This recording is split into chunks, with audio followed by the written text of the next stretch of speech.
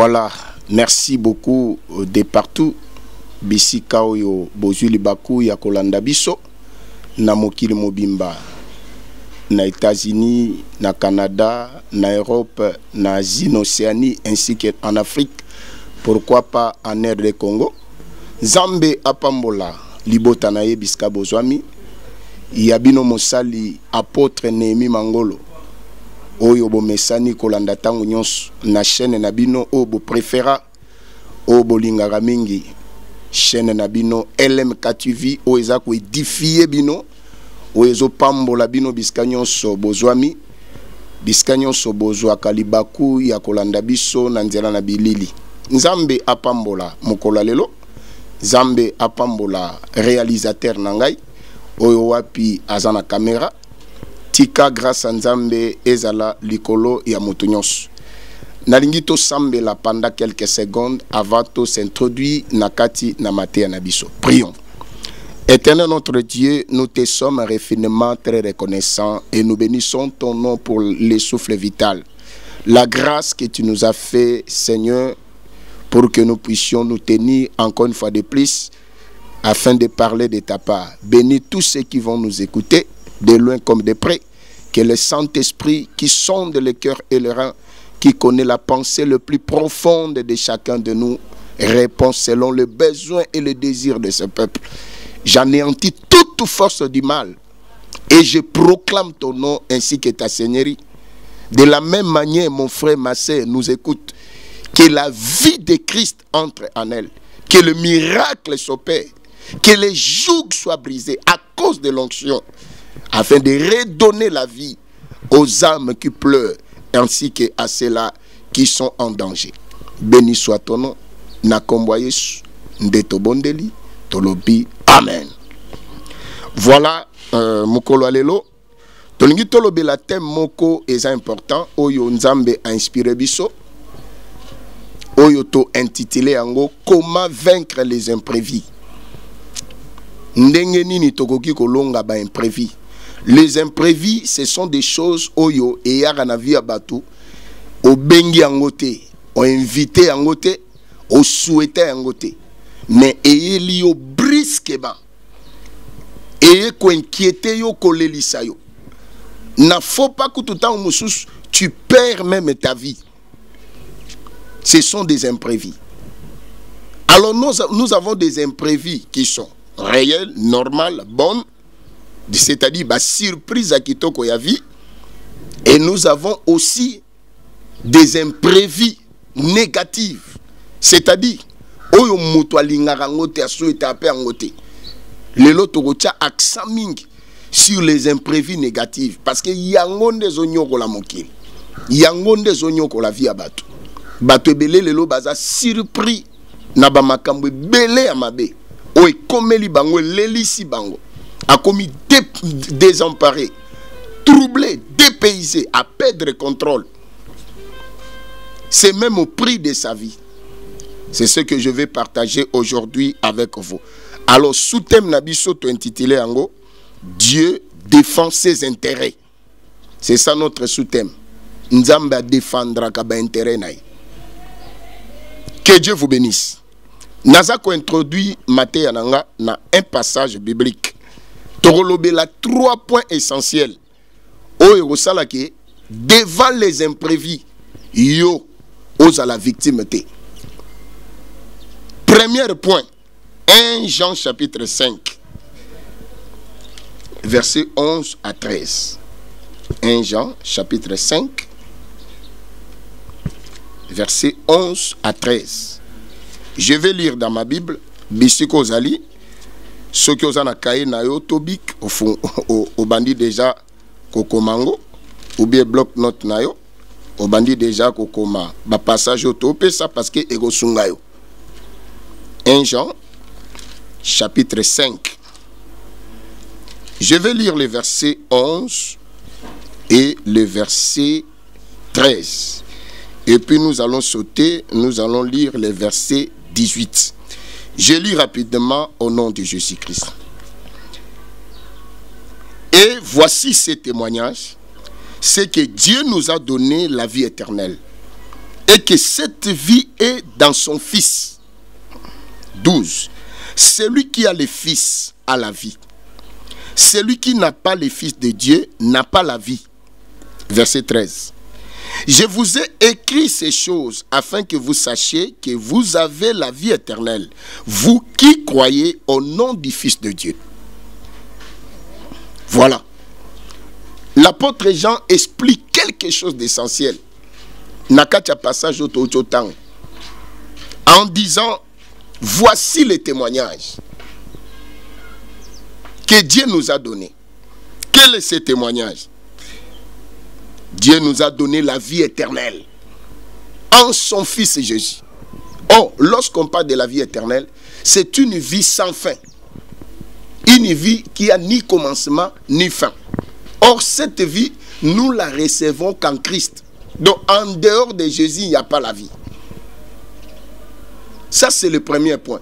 Avoir le Fils de Dieu en lui. Kozalana Yesu katinayo. Papa. Batwebele lelo baza victime, ya ba oppression satanique, diabolique. Ils sont victimes de maladies, ba échec à vie. Ba confrontation à ba démon, ba menace, même la mort, parce qu'ils ont manqué Jésus-Christ qui donne la vie. Moutounion soazana yesute, les diables les manipulent facilement. Il est oppressé par les diables. Il n'y a pas la vie en lui. Pose à la vie à malam. Et l'eau préalable. Tu dois avoir le Fils. Vous devez avoir le Fils de Dieu. Yango moni Paul et plutôt Jean, l'apôtre Jean, Azolo Banabiso. Alobi nakomeli bino poboyeba. Que vous avez la vie éternelle. Je vous ai écrit ces choses afin que vous sachiez que vous avez la vie éternelle, vous qui croyez au nom du Fils de Dieu. Donc, bon, moi, ya seko tozwango na seawate. Mais tozwango déjà tant on dit Yesu. Tozwango kana lolate. Mais à partir d'ici, nous en avons déjà. Donc, mutoazana Yesu katinaye, il a la vie éternelle. Conséquence nango. Verset 18. Nous savons que quiconque est né de Dieu ne pratique pas le péché. Mais celui qui est né de Dieu s'égare de lui-même. Et les malins ne le touchent pas. Voilà. Babi toyebi malamu ke moto ya botami kati na Yesu. Moto ya botami na Nzambe. Aza déjà na bomo inaseko. A pratiquer kamasumuté. Mais il y a des oyo baza sans Christ qui pratique le péché. Pourquoi? Parce que la sémence de Dieu n'est pas en elle. Muto azana Yesu katine a pratiquer kamasumuté. Masumu ko masu vi na été. Mais il peut arriver à commettre erreur. Il peut broncher. Ndenge Paul alobi, nous bronchons tous. À koya, mais il va se relever. Parce que ce n'est pas sa vie. Comme il a déjà Christ en lui, sémence Nzambe oezana katinaye et qu'on permettre qu'il demeure dans cette vie. Mais à côté lema a popoli mabelende to mona moto akoyi a continuer chemin naye. Pourquoi? Parce que la vie chrétienne c'est une vie oyo esengaka Moutou ayeba marche naye vis-à-vis à créateur, vis-à-vis Nzambe.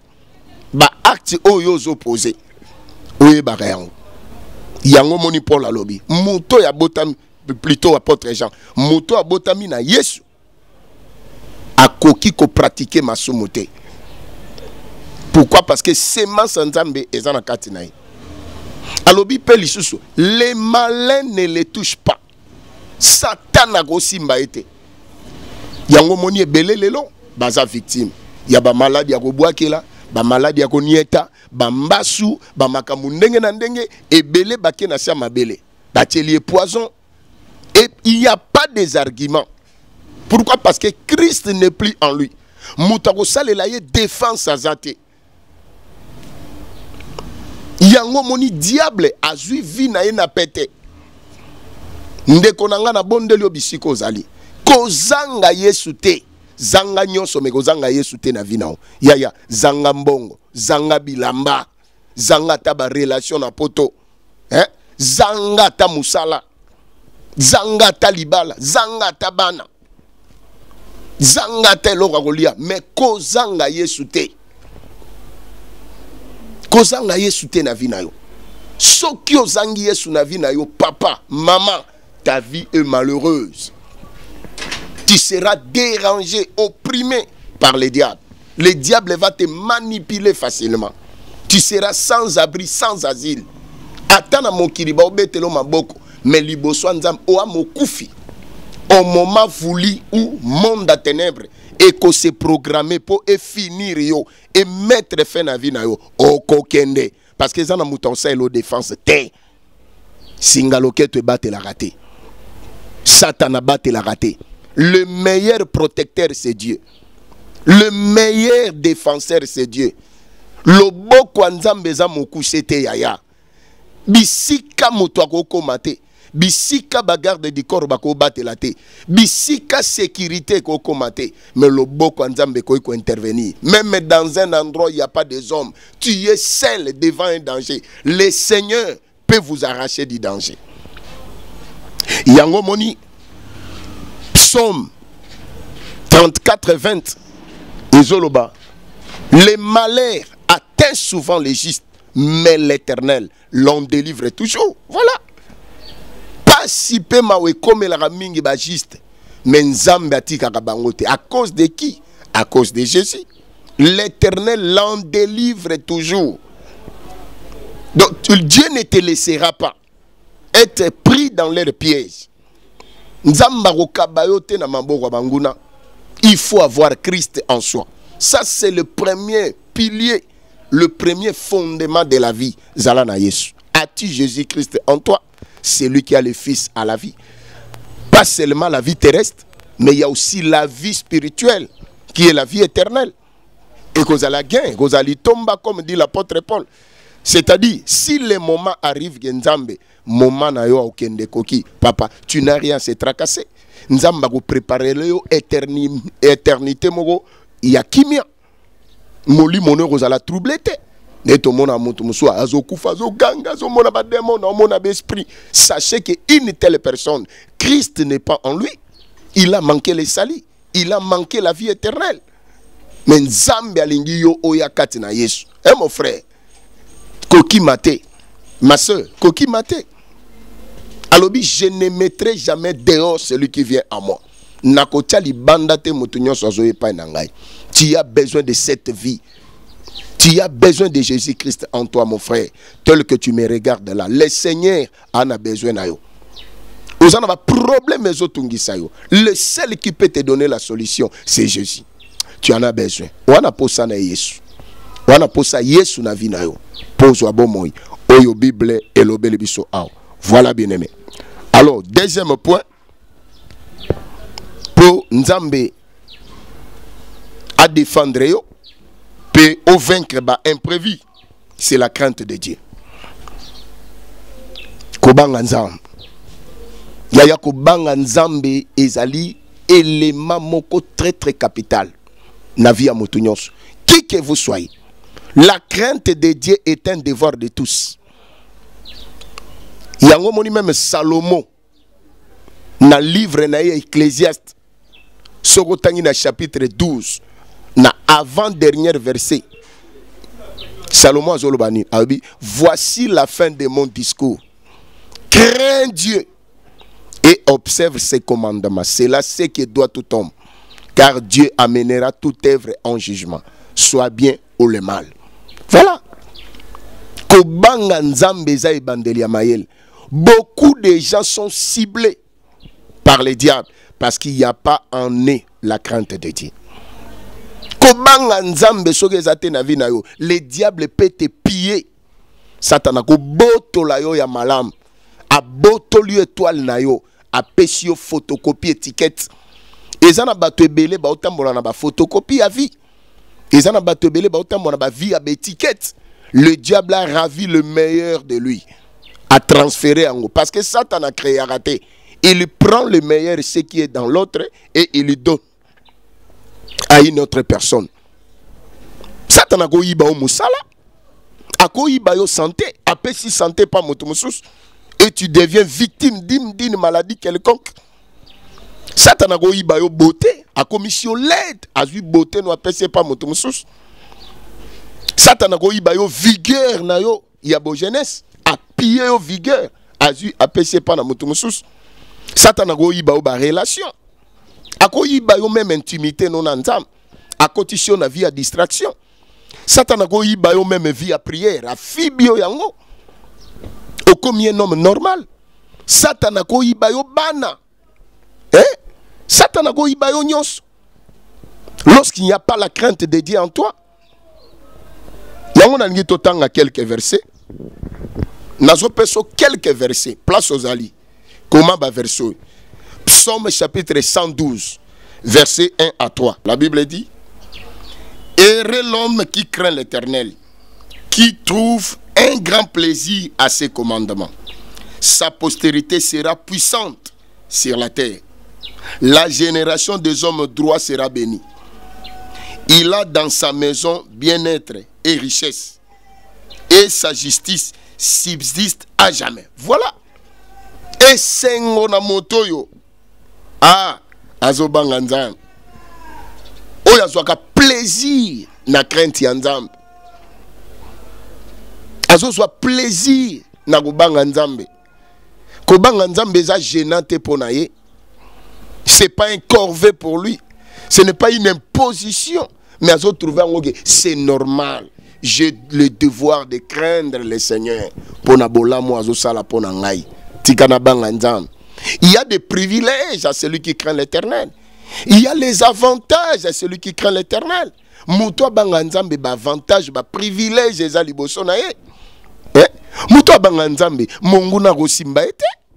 La crainte de l'Éternel. Papa, même matoza na sillage abatum ya misala mabe. 1000 personnes peuvent se comploter contre yo moro ba rolongo te si vous craignez l'Éternel. Nalingi na totanga non ba passage oyo. Oyo ka avantage ya gobanga nzambe. Psaume 33 verset 18.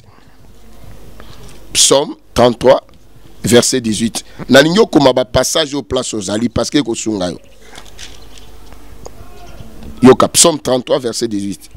Voici l'œil de l'Éternel et c'est ceux qui le craignent. C'est ceux qui espèrent en sa bonté, afin d'arracher leurs âmes à la mort et de le faire vivre au milieu de la famine. Voilà. L'œil de l'Éternel n'est pas sur n'importe qui, si c'est là qui le craignent. Oh, tant on lit sur Nzambe za ligolo moto, c'est que ba danger nyo segoya na vie na yo, Nzamba za okura, a go permettre ngote et atteindre yo. Comment yo ba malheur nyo se s'abattre likolo a vie na yo, likolo ndaku na yo, likolo a famille na yo. Parce que l'œil de l'Éternel n'est pas sur vous. Moyen arracher bino na liwa ezate. Moyen arracher bino devant un danger ezate. Parce que son œil n'est pas sur vous. Hein? Vous ne marchez pas dans la crainte de Dieu. Zoa passage moussous. 1 Jean 5, 17 à 18. Passage au koto. Toshito pesa ki ango déjà togo le kango. Romains 6, 1 à 2. Romains chapitre 6, verset 1 à 2. Nazo peso ba passage au po esungayo po oye ba avantage ya kobanga nzambe. Romains 6, 1 à 2. Que dirons-nous donc? Demeurons-nous dans les péchés afin que la grâce abonde? Loin de là. Nous qui sommes morts au péché, comment vivrons-nous encore dans les péchés? Voilà. Aucun n'est pas là. Azo expliquer biso que nous avons le devoir de marcher dans la crainte. Nous ne sommes pas là pour marcher dans le péché. Mais nous devons craindre l'Éternel. Pourquoi? La grâce de Dieu nous a sauvés. La grâce de Dieu a intervenu en notre faveur. Nous avons biso au milieu, il y a des méchants. A biso à part. nous sommes devenus un peuple qui lui appartient. Nous devons marcher dans la crainte de Dieu. Nous ne devons pas vivre encore dans les péchés comme dans les temps anciens. Enfant de Dieu que vous m'écoutez, serviteur de Dieu que vous m'écoutez. Quelle est ta position vis-à-vis Nzambe? Ba pratique nini oyo salaga nankuku batu ba monaka te. Est-ce que cela plaise au Seigneur? Et c'est perisaka Nzambe. Muto banga Nzambe a s'inventaka te. On ne craint pas Dieu tout en s'inventant. Moi je crains Dieu. Non. Ce sont des gens qui vont constater que réellement celui-ci craint Dieu. C'est le ciel qui va te témoigner. Que celui-ci me craint. Ndenge témoignage Job. Muto banga Nzambe lole ko témoigner. Tout le monde peut vous accuser, mais le ciel va vous témoigner. Papa tika lole témoigner. Batu balo ba mabe po na yo me ba kutango na kati note. Que Dieu te justifie parce que tu le crains. Nzamba longisa yo. Poyo zobanga ye. Romains 12, 1 à 2. Romains chapitre 12, verset 1 à 2. Je vous exhorte donc, frères, par la compassion de Dieu, à offrir vos corps comme un sacrifice vivant, saint, agréable à Dieu, ce qui sera de votre part un culte raisonnable. Ne vous conformez pas au siècle présent, mais soyez transformés par le renouvellement de l'intelligence, afin que vous discerniez quelle est la volonté de Dieu, ce qui est bon, agréable et parfait. Voilà. Babito se conformer dans le siècle présent. Bazako exhorté bisabi, je vous exhorte par la compassion de Dieu, namawanyon soyanzam, à offrir vos corps comme un sacrifice vivant, sain et agréable. Parce que nous autres la chair est tellement capricieuse. Et tout sera loi yanzambete. Mais l'âme a besoin de craindre le Seigneur. Parce que nous autres na putulu. Il faut marcher dans la crainte de Dieu. Pour discerner ce qui est bon, et parfait, et agréable. Ce qui est bon, c'est quoi? Ce qui est parfait, c'est quoi? Ce qui est agréable, c'est quoi? Ce sont ces trois choses qu'on a citées. Voyez, il faut que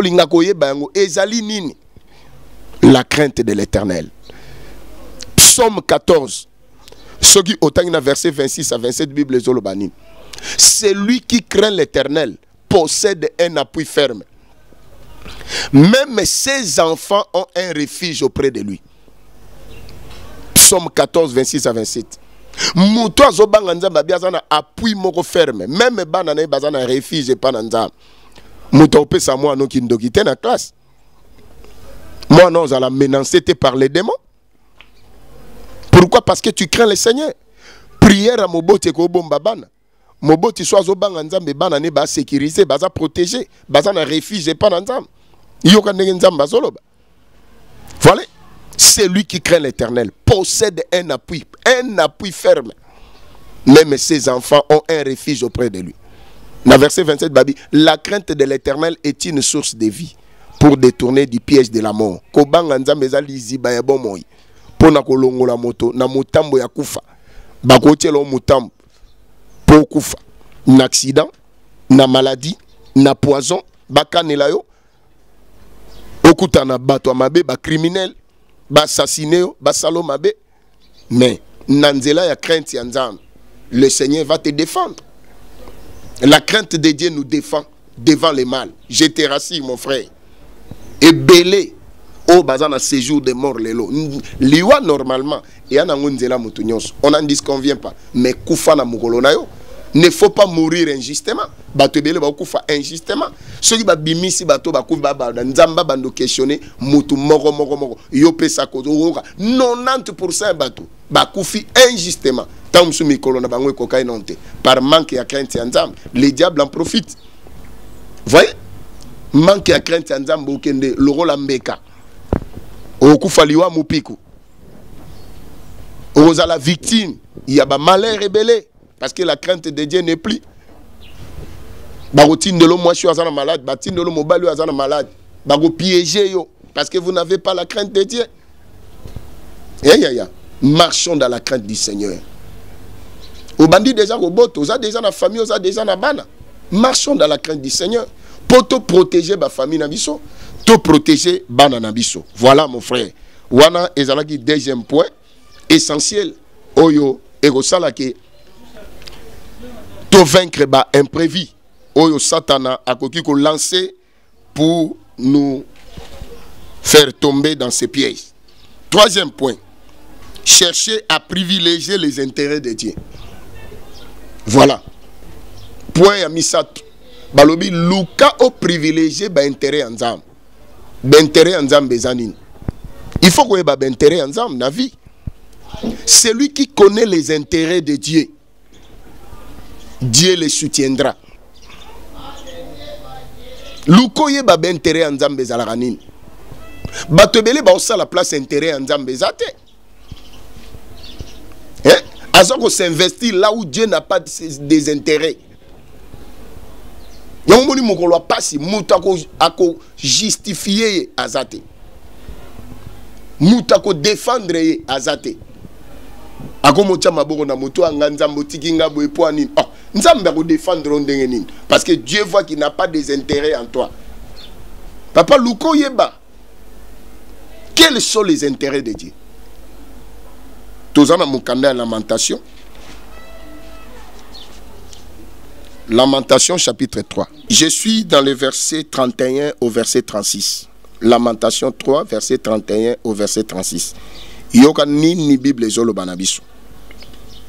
La Bible dit car le Seigneur ne rejette pas à toujours, mais lorsqu'il afflige, il a compassion selon sa grande miséricorde. Verset 33. Car ce n'est pas volontiers qu'il humilie, qu'il afflige les enfants des hommes. Voilà. Babi, ezali volonté en Nzambe te. Nzambe a affligé, a humilié. Mabe comme la famille wana. Bakoufe la kakak. Eza volonté en Nzambe te.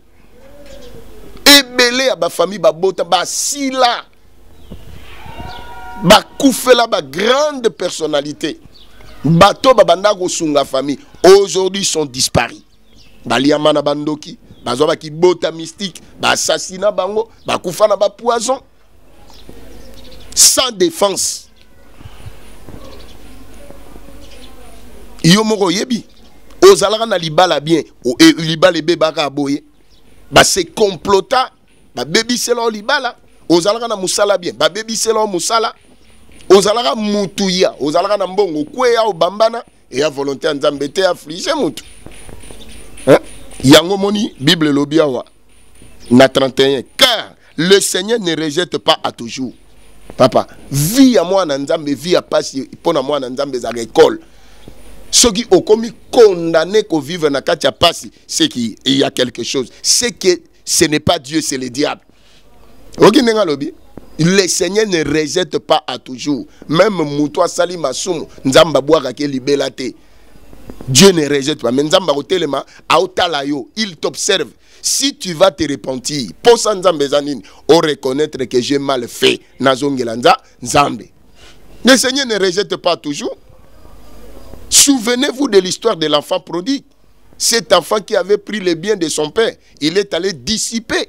Même Rolazonga, papa na boya, il y aura Nzamba Zalwa papa mokil. Que sali mabe ba limiso le sali de habiter na baye au ba non, Dieu n'est pas comme nos pères biologiques. Il est le créateur, c'est lui qui t'a formé.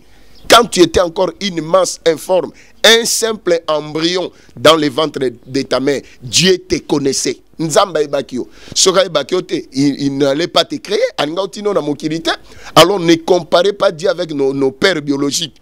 Il a besoin de votre repentance sincère. Parce que yo ozoye ba intérêt en Nzambe te. Ozoye bateni ni Nzamba zolinga. Yango wana lobike. Ce n'est pas ma volonté qu'il afflige pour toujours. Ayok samutu pasi mawati na suka. Non. Voyez?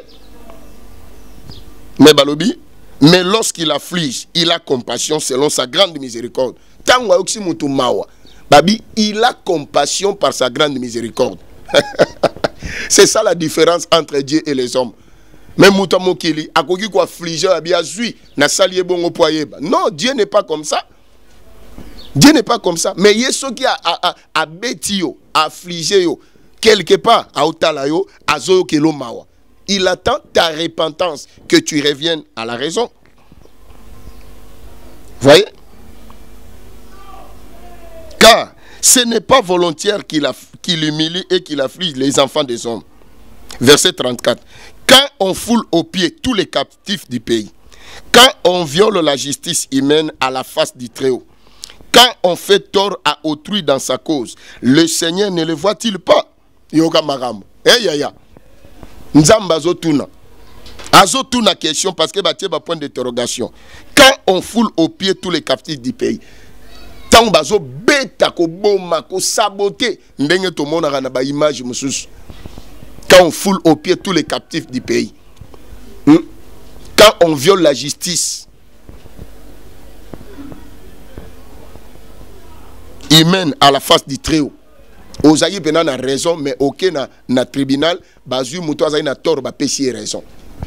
Yo ba condamné ba déclaré coupable. Ba bi est-ce que nzamba o monate? Tango ndoki moko longwe ao loka ayeti na ndagu na bino akoti abando fino kingo pe abomio. Est-ce que nzamba o monate? Tango ba okanela yo po batie la poison bazu pe poison batie na sani wana pe nzamba otala yo lié. Bible otuna est-ce que nzambe na o monate? Tango ba okanela ba beta yo AVC kosigibota okufa brusquement un accident ba piéger avion wana ba bi avion ne ça la crash yepe akufa ba otuna ba bi est-ce que nzamba o monate tes frères? Il n'y a rien qui échappe à son contrôle. Nzamba monaka nyonso pe ayebi nyonso. Mais pourquoi Dieu n'est pas là pour défendre? Nzamba o défendre te pourquoi? Nzogezana ngambo musu nzamba défendra kabatu. Obi nzamba ko créer même embouteillage na nzela poka ka yo accident on est raté. Obi ke nzamba ko nyokisa mbula po na intérêt na yo. Anyokisi pe na mbula poka ka yo obimate rendez-vous ane beba parce que on t'a piégé.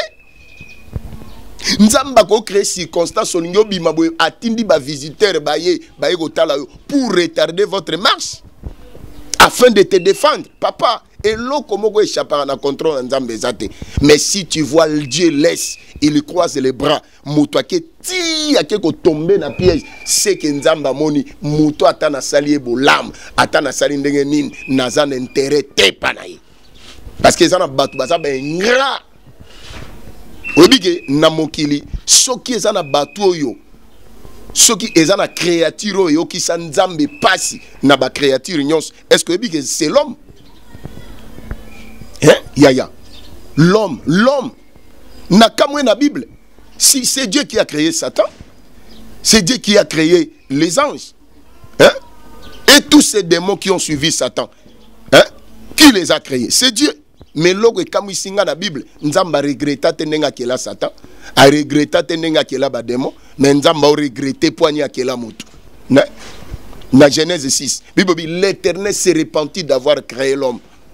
Il fit affliger dans son cœur. C'est-à-dire, motu ayokisi motema nzambe mawa à cause d'ingratitude. Mutu awe bandenga o sepelisa nzambe te. Yango moni na mukanda Esaïe chapitre 1 abisi écoutez, terre prêtez l'oreille. J'ai nourri et élevé les enfants, mais ils se sont révoltés contre moi.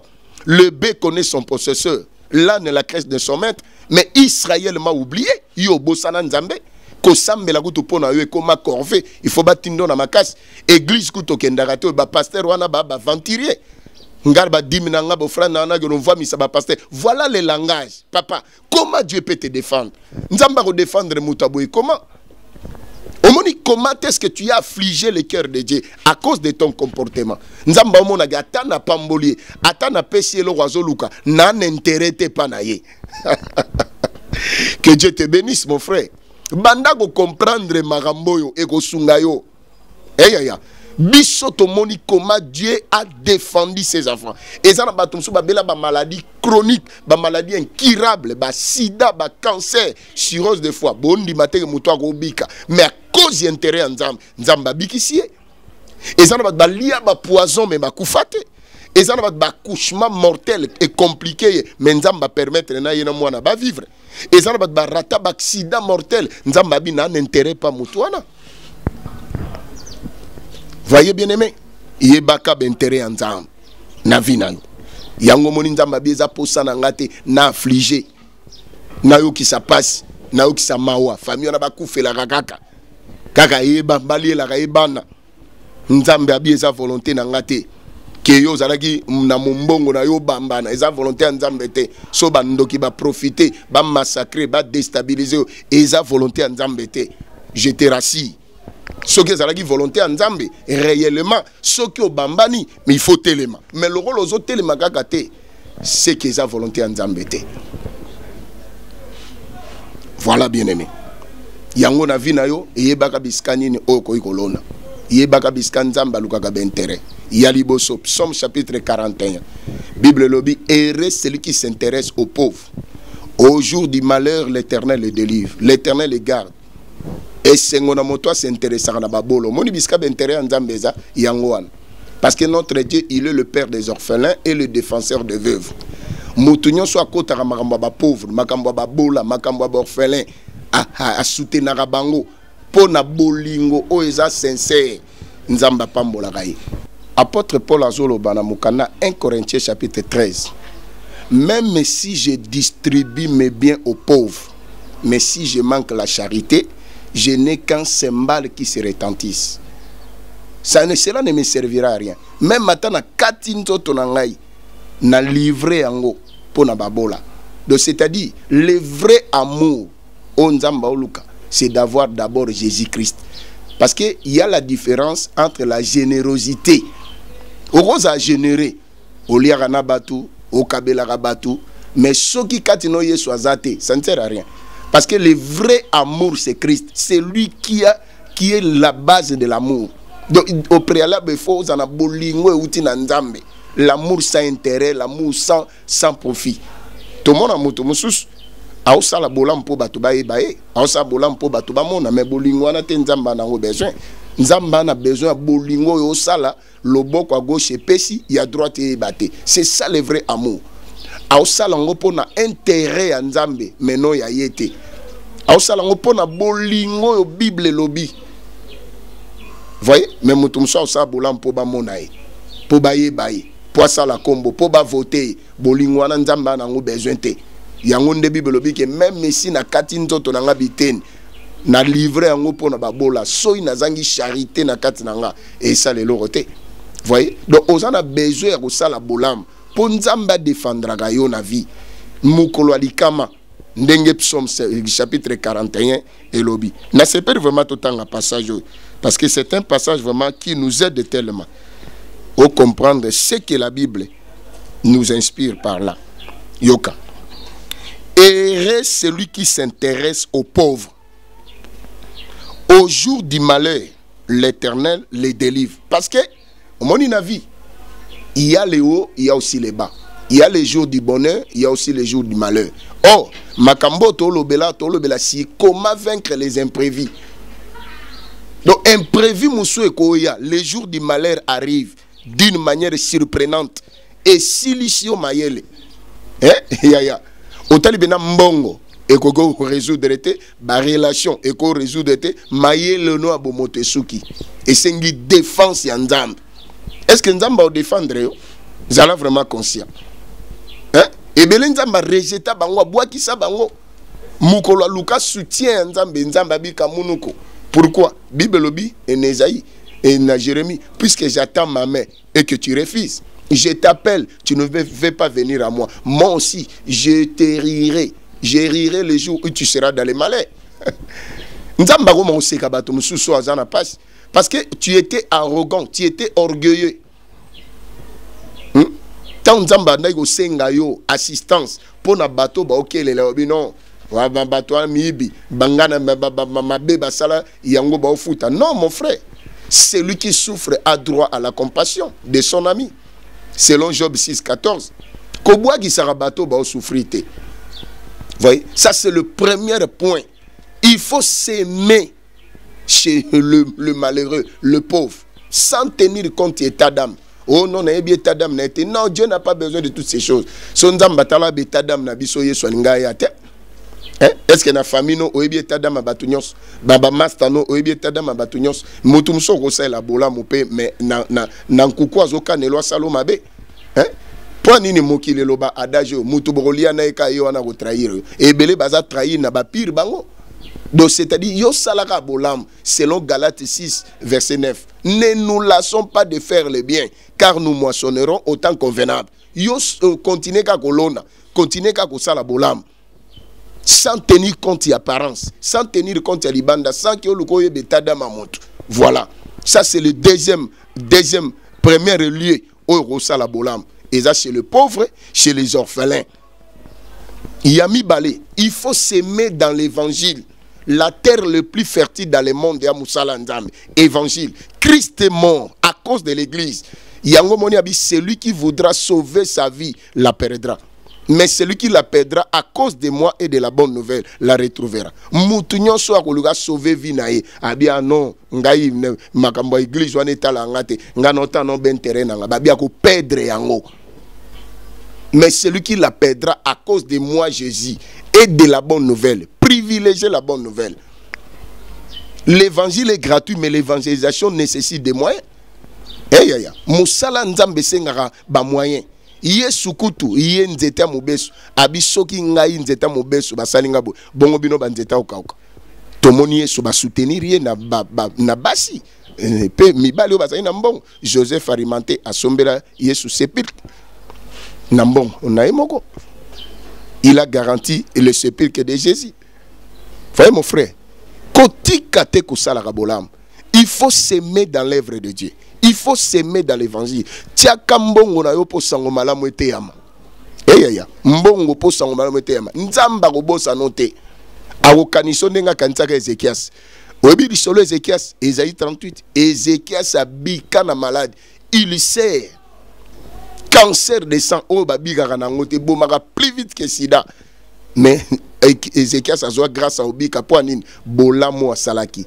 Il a rétabli le temple de Dieu. Tant que Lévite Bakimaki à cause d'Anzala, papa ne a kangaka temple, qu'il te salamate. A Bengi ba sacrificateur na ba Lévite ba nettoyer temple pendant 16 jours. A tia ba bien na mbongo na a basaila et devi. Il a donné son argent. Mais il a dit que la maladie m'attend quelque part. Ndenge moko pe ozolandanga. Oebite ce que la vie réserve pour toi. La vie nous réserve des surprises agréables et désagréables. Yango to bengango ba imprévu. Lobi ko bebelo, lobi ko indelo, lobi ko komelo ngai penkele. Nani ko défendre mon frère. Voilà le temps.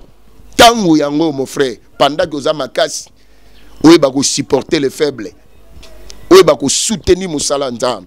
Oye ba ko soutenir ba faible. Bato ba na besoin ya soutien na yo. Kobeta bango karate. Bible ne te détourne pas de ton semblable.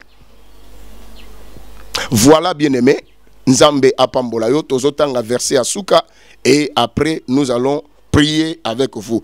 Toujours na mukanda ya psaume tozotanga rapidement na psaume 37 verset 21 au verset 25.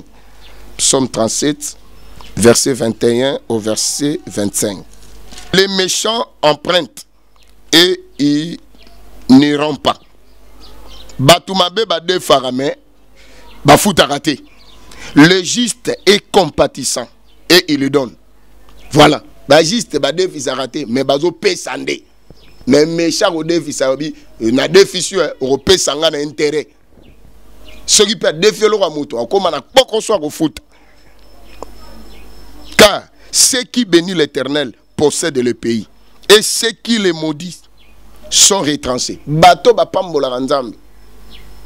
Bible obinin. Possèdent le pays, mais ceux qui les maudissent sont retranchés.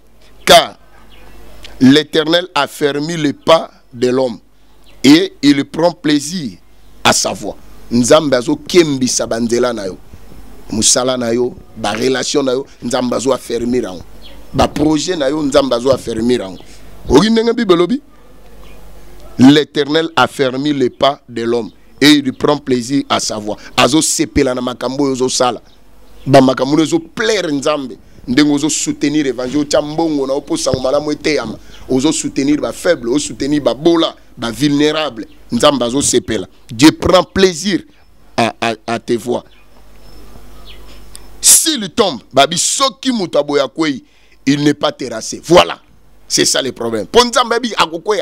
Mais ce qui a koué, il y a 1000, mais il y a 5 sauf. Oui, mon frère. Kokwe ezanine. Eza kokwe ya boete, kokwe ya na malade, bakolongolo, kolongolo musala, accident koya, yangonde babengo kokwe. Likambu moko ya mabe koye la yo. Mais ozala terrassé, c'est-à-dire osila ngalate. Et puis à continuer à dire, car l'Éternel lui prend la main. Parce que Nzambe a rejoyé na loboko na ye, a boto la ye. Abimisaye na katia makama, abimisaye na katia danger. Verset 25. J'ai été jeune, j'ai vieilli, et je n'ai point vu les justes abandonnés, ni sa postérité mendiant son père. Voilà. Moutalo ba marambo David. Abin nazalaka elenge lelo na komi mobange na monana no te moyenge bene atikama ni bana na ye basenga lipa na balabala. Papa salaka bolam. Bolam wa ba parents bana ba robuka yango. Eya. Tomoni Mephibosheth à cause ya bolam wa Jonathan et landa Mephibosheth.